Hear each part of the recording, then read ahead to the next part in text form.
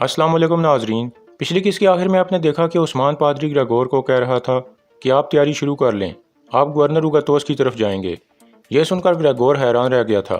उस्मान के जाने के बाद ग्रेगोर कहता है, यह कैसे हुआ अंद्रयास? अंद्रयास कहता है, लगता है यह गवर्नर उगातोस का काम है। ग्रेगोर कहता है, यकीनन। फिर अंद्रयास कहता है, हम इस जहन्नम से निकल रहे हैं पादरी हजरत, यह बात सबसे अहम है। फिर वह दोनों तैयारी करने लगते हैं। इसके बाद ब्लैजिक किले का मंजर सामने आता है। गवर्नर उगातोस कह रहा था, हमें हर चीज़ के लिए तैयार रहना होगा थियोदर, मैं कोई गलती नहीं चाहता। कमांडर थियोदर कहता है, हमने अपने सिपाहियों को खबर भिजवा दी है। फिर उगातोस कहता है, अगर उस्मान ने हमें ग्रेगोर दे भी दिया तो फिर भी वो कोई चाल चलेगा, तुम बहुत मोहतात रहना, अपने बेहतरीन आदमियों का इंतखाब करो। इसके बाद दोपहर का वक्त हो जाता है। उस्मान पादरी ग्रेगोर को लेकर उगातोस की बताई हुई जगह पर पहुंच गया था। कुछ ही देर में उगातोस भी तुर्गत को लेकर वहां पहुंच जाता है। इसके बाद उस्मान और उगातोस आमने सामने खड़े हो जाते हैं। उगातोस कहता है, मैं शुक्रगुजार हूं कि आपने अपना वादा पूरा किया, मुझे उम्मीद है कि हमारी दोस्ती एक बार फिर बहाल हो जाएगी। उस्मान कहता है, अल्लाह जानता है उगातोस, शायद एक दिन ऐसा आए। इसके बाद उगातोस इशारा करता है कि तुर्गत को आगे लाया जाए। फिर दोनों तरफ से कैदियों का तबादला शुरू हो जाता है।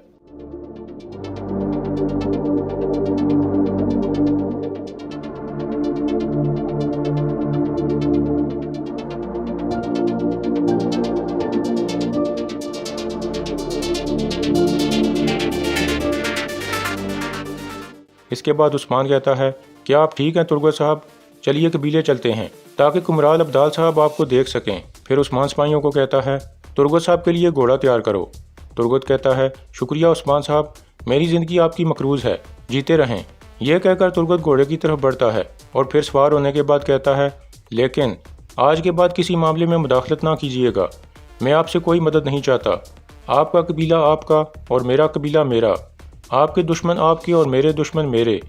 मेरे रास्ते में दोबारा मत आना और मेरे मामलात के दरमियान मत आना उस्मान साहब। गोख्तो गुस्से में कहता है, अपनी हद में रहो, लेकिन उस्मान उसे रोक लेता है। इसके बाद तुर्गत अपने कबीले की तरफ रवाना हो जाता है। उसके जाने के बाद गोख्तो कहता है, हमें इसकी तेज़ ज़बान को काबू करना होगा। बोरान कहता है, हमारे सरदार ने पादरी ग्रेगोर को हासिल करने के लिए कितनी मुसीबतें और तकलीफ़ें काटी, क्या वो सब एक बागी सरदार के लिए था? तुर्गत को जाते हुए देखकर उस्मान आहिस्ता से कहता है, आपको होश आ जाएगा तुर्गत साहब, अभी आप जहाँ भी हाथ लगाते हैं जलाते हैं, लेकिन एक दफ़ा आपकी आँख ठंडी हो जाए और आप पुरसकून हो जाएं, फिर हम मुतहद हो जाएंगे। दूसरी यानी पादरी ग्रेगोर और उगातोस ब्लैजिक किले में पहुँच चुके थे।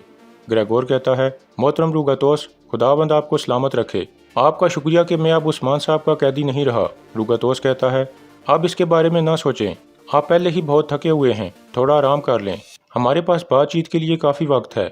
इतने में उगातोस की नज़र पादरी ग्रेगोर के हाथ पर पड़ती है तो वो पूछता है, आपके बाजू पर क्या हुआ, क्या ये उस्मान ने किया है? ग्रेगोर कहता है, नहीं ऐसा कुछ नहीं है, यह सिर्फ एक छोटा सा हादसा था। इसके बाद उगातोस बाहर निकल जाता है तो पादरी ग्रेगोर अपनी मुकद्दस किताब निकाल कर उसे देखने लगता है। उधर तुर्गत सरदार अपने कबीले में पहुंच जाता है। उसे देखकर कबीले के लोग उसे खुशामदीद कहने लगते हैं। तुर्गत कहता है, आप सबका शुक्रिया, अल्लाह आपसे राज़ी हो। फिर तुर्गत घोड़े से उतर आता है तो कुतान पूछता है, आप कैसे हैं सरदार, निकोला ने आपको कैसे जाने दिया? तुर्गत कहता है, मुझे छोड़ो, मेरा कबीला कैसा है? कुतान कहता है, शुक्र है अभी सब अच्छा है, हमारा बहुत जानी नुकसान हुआ है। तुर्गत कहता है, तुमने कबीले का बहुत अच्छी तरह से ख्याल रखा कुतान, जीते रहो। फिर कुतान कहता है, यह उस्मान साहब का शुक्र है कि उन्होंने हमें तनहा नहीं छोड़ा, उन्होंने हमारी बहुत मदद की, लेकिन आप वहाँ से कैसे बचे सरदार? तुर्गत कहता है, बहुत मुश्किल से निकला हूँ, उस्मान साहब ने भी मदद की है। कुतान कहता है, अल्लाह उन्हें लंबी ज़िंदगी दे, वो वाकई एक बहादुर आदमी हैं। तुर्गत कहता है, ये मत भूलना कुतान, अगर उस्मान साहब हमारे मामले में ना आते तो ऐसा कुछ भी ना होता। ये वक्त इंतकाम का वक्त है, निकोला, कोसिस, हम उन्हें एक एक करके तबाह कर देंगे। जो कुछ हुआ उसका इंतकाम लेने से पहले हमें कोई आराम या नींद नहीं आएगी, ये मत भूलना। यह कहकर तुर्गत आगे बढ़ जाता है। इसके बाद रात का वक्त हो जाता है। मलून खातून अपने बेटे को सुला रही थी और उसे एक लोरी सुना रही थी। फिर वो गोकचे से पूछती है, तुम्हारे ख्याल में वो काम किसने किया होगा? गोकचे कहती है, मैं नहीं जानती मलून खातून। मलून कहती है, ओरहान को सुला दो। यह सुनकर गोकचे खड़ी होकर बच्चे को उठाने लगती है तो मलून कहती है, जब बाला खातून गोंजा को डांट रही थी तो तुम्हारा चेहरा कुछ और ही बता रहा था। गोकचे कहती है, मैं समझी नहीं मलून खातून। इसके बाद वो ओरहान को झूले में लिटा देती है। जब वो पीछे हटती है तो मलून खातून उसका बाजू पकड़ लेती है और कहती है, ये रंग कैसा है गोकचे, क्या ये गद्दारी तुमने की है? गोकचे आगे से कोई जवाब नहीं देती।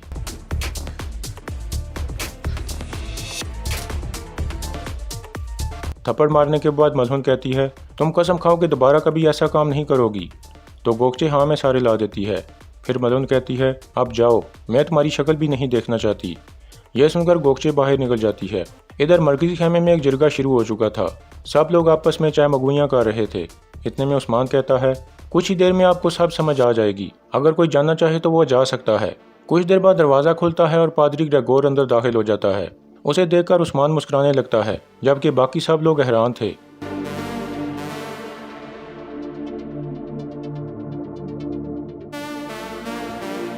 फिर उस्मान कहता है, खुश आमदीद पादरी हजरत, अभी आप जाकर आराम कर लें, हम कल तफसील से बात करेंगे। पादरी गुस्से में कहता है, मेरे पास तुमसे बात करने के लिए कुछ भी नहीं है। यह सुनकर गोख्तुक और बुरान गुस्से से खड़े हो जाते हैं, लेकिन उस्मान उन्हें रोक देता है। फिर वो दोनों बैठ जाते हैं। इसके बाद उस्मान कहता है, अपनी जान की हिफाजत के अलावा हमने कभी भी आप लोगों पर अपने हथियार इस्तेमाल नहीं किए पादरी साहब। अगर मैं आपकी जगह होता तो इस कैद को जारी रहने की दुआ करता, क्योंकि इस खेमे के अलावा आपकी ज़िंदगी कहीं भी महफूज नहीं है। ग्रेगोर कहता है, रुगतोस मेरा दोस्त है और यसू का वफादार पैरोकार है। उस्मान कहता है, यह दुनिया एक झूठी दुनिया है, इसके रंग बदलते रहते हैं पादरी हजरत, आप थोड़ा आराम कर लें, कल हम देर तक बात करेंगे। यह सुनकर पादरी गुस्से से उस्मान को देखता है और फिर बाहर निकल जाता है। उसके जाने के बाद लोहार दाऊद पूछता है, क्या ये अच्छी खबर है सरदार? तो उस्मान कहता है, बिल्कुल ये अच्छी खबर है। पादरी साहब का ख्याल है कि हमारे खेमे गवर्नरों के पत्थर से बने किलों से बेहतर हैं। वो यहाँ अपने आप को ज़्यादा महफूज समझते हैं। अभी आप सब जा सकते हैं। यह सुनकर जिरगे के आदमी बाहर जाने लगते हैं तो उस्मान अपने भाई गुंदुज को रोक लेता है और फिर कहता है, मैं आपको कुछ बताना चाहता हूँ भाई। इसके बाद उस्मान के जहन में एक ख्याल आता है, जब कुमराल अब्दाल उसे कह रहे थे कि मैंने बहुत सी लड़ाइयाँ और जख्मी देखे, लेकिन ऐसा जख्म पहले कभी नहीं देखा। यह सुनकर उस्मान सोच में पड़ गया था। फिर उस्मान पादरी के खेमे में गया था, जहाँ उसने पादरी की एक मुकद्दस किताब देखी थी। वहाँ से वापस आकर उस्मान ने बुरान को कहा था, पादरी ग्रेगोर के खेमे में कोई खुफिया चीज़ मौजूद है जो बहुत ही अहम है, अपना खून बहाने तक अहम। वो चीज़ उनकी मुकद्दस किताब में हो सकती है। तुम छुप कर जाओ और उसे ले आओ और उसकी जगह ये ख़त रख देना। इस ख्याल के बाद उस्मान अपने लिबास से एक रुमाल निकालता है जिसके अंदर वो खुफिया चीज़ मौजूद थी। उसे बाहर निकाल कर वो गुंदुज को दिखाता है तो गुंदुज कहता है, अच्छा सोचा तुमने भाई, लेकिन उस्मान ये है क्या?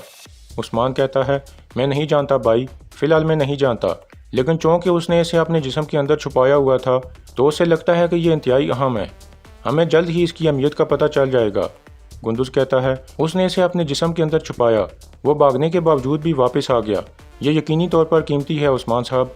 अगर ये पादरी के लिए कीमती है तो बाकियों के लिए भी कीमती होनी चाहिए, और इसका मतलब है कि वो मिलकर हम पर हमला कर सकते हैं। उस्मान कहता है, मैं जानता हूँ भाईजान, अगर उन्होंने हमला किया तो फिर हम उन सब को दफन कर देंगे और अपनी तलवारों को उनकी कब्रों के ऊपर धोएंगे। दूसरी जानिब पादरी ग्रेगोर और अंद्रयास दोबारा उसी खेमे में वापस आ चुके थे। अंद्रयास कहता है, काश के मैं ख्वाब देख रहा होता। मैं यकीन नहीं कर सकता कि हमें इस जहन्नम में वापस आना था, और वह भी अपनी मर्जी से। इसके बाद पादरी के जहन में एक ख्याल आता है, जब वह रुगातोस के किले में मौजूद था और उसने अपनी मुकद्दस किताब खोली थी, लेकिन वहाँ उस खुफिया चीज़ की बजाय एक ख़त पड़ा था। यह देखकर वो चौंक गया था। फिर उसने ख़त खोल कर पढ़ा था जिस पर लिखा था, तुम्हारी अमानत हमारी अमानत है, फिक्र न करो उस्मान। इस तरह यह सब उस्मान का मंसूबा था, जिसकी वजह से पादरी ग्रेगोर अपनी मर्जी से वापस आ गया था। इसके बाद अंद्रयास कहता है, पादरी हजरत, हम उसे बहुत महफूज रखते हैं। आपने उसकी हिफाजत करते हुए अपनी जान की बाजी लगा दी। मुझे समझ नहीं आ रही कि उस्मान को उसके बारे में कैसे पता चल गया। ग्रेगोर कहता है, उसे कैसे पता चला ये मान ही नहीं रखता अंद्रयास। अब वो उस्मान के हाथ में है। अगर हम यहाँ से चले गए तो शायद हम उसे हमेशा के लिए खो देंगे। यह कहकर ग्रेगोर रोने लगता है।